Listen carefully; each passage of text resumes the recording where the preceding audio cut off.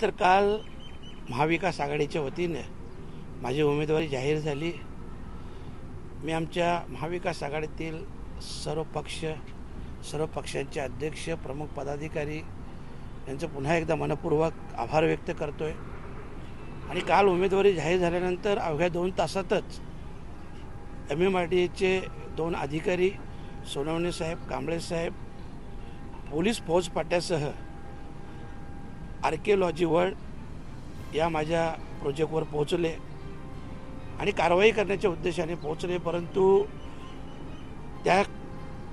तो जो प्रोजेक्ट आहे त्याची लिगली प्रोसिजर, जसं सगळ्या भिवंडी तालुक्याचाच विषय आहे, ही सर्व प्रोसिजर गव्हर्नमेंटने GR देखील काढलेला आहे रेग्युलाइजसाठी, आणि ती रेग्युलाइजची प्रोसेस देखील चालू आहे। आणि ती प्रोसेस चालू असताना आम्ही हायकोर्टातून देखील कुठल्याही प्रकारची कारवाई होऊ नये म्हणून स्टे देखील आणलेला आहे।